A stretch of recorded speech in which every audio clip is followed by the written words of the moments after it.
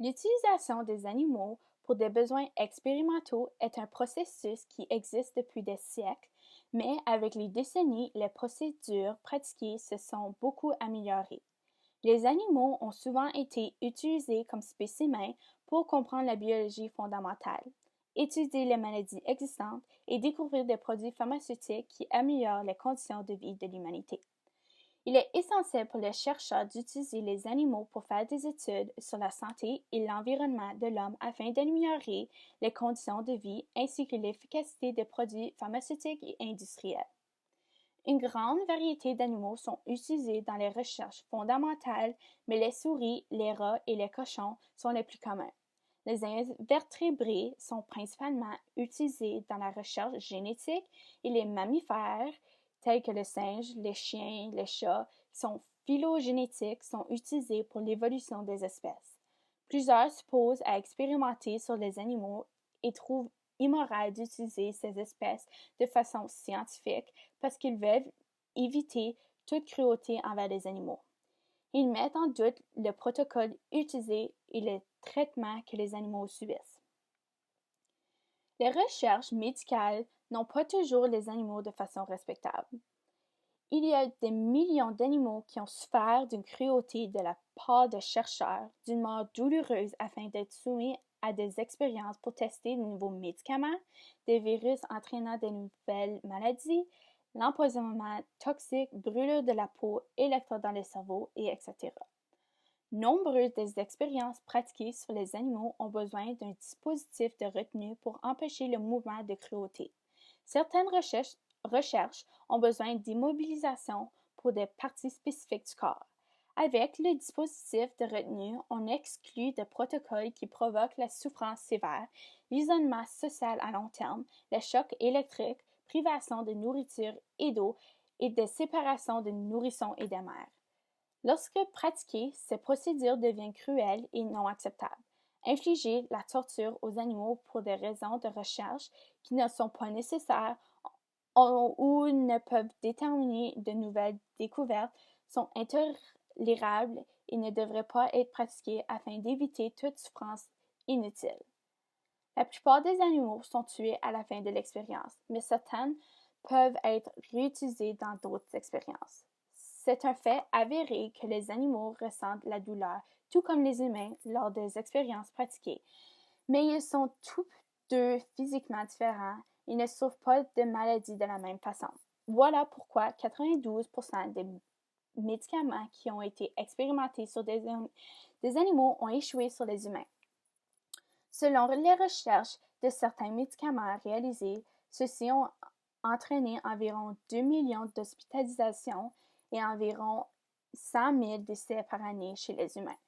On peut supposer que toute expérience scientifique devrait entraîner des résultats positifs, mais en réalité, il n'y a aucune garantie. Les recherches scientifiques pratiquées sur les animaux entraînent bien souvent divers coûts économiques.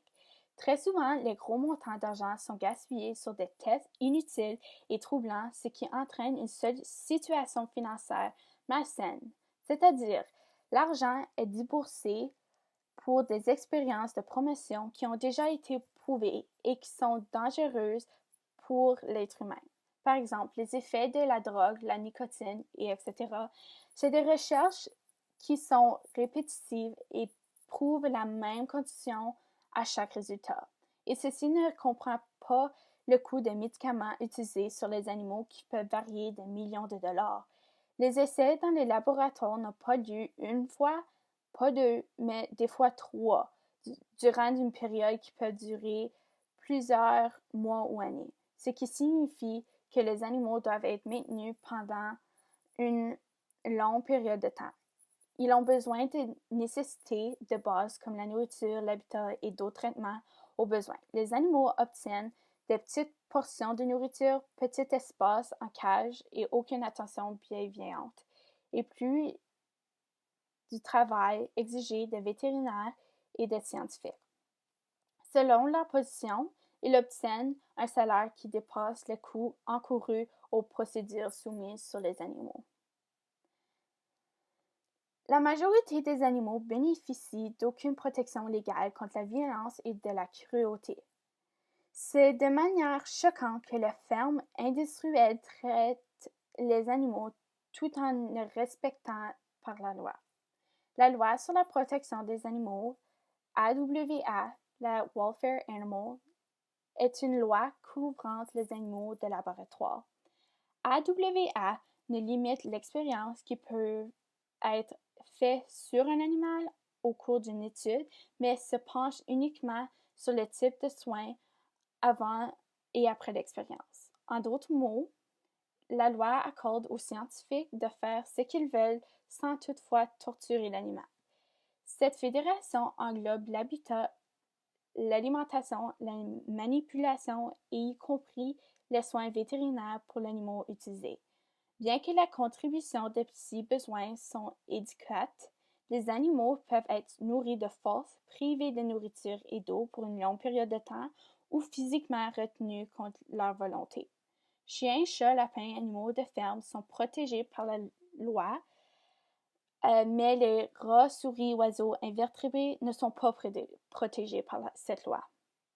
La loi sur la protection des animaux donne l'impression qu'ils ont des normes minimales applicables à tous les animaux, mais c'est faux. Comme on peut le constater, la loi ne couvre pas tous les animaux, il protège 95% du nombre total d'animaux utilisés pour l'expérimentation. En conclusion, le traitement des animaux utilisés pour la recherche devrait être un sujet ouvert à la société afin de faire bien comprendre que les résultats des expériences pratiquées peuvent souvent être inexacts, le coût est souvent très élevé pour effectuer des tests en laboratoire et la loi contre la cruauté des animaux n'est pas toujours appliquée. Comme la science doit toujours être une perpétuelle évolution pour le bien-être de l'humanité, il est raisonnable de permettre l'utilisation d'animaux pour de nouvelles découvertes. Mais est-ce que nécessaire d'entraîner de la cruauté aux animaux pour découvrir? C'est une obligation d'informer et d'évoluer pour s'assurer une meilleure qualité de vie. Mais pour ceux qui se soucient profondément de ces animaux qui sont utilisés pour des expériences scientifiques, savoir que ce qui est nécessaire pour la carrière d'une scientifique n'est pas toujours une justification pour entraîner une souffrance chez les animaux. Merci.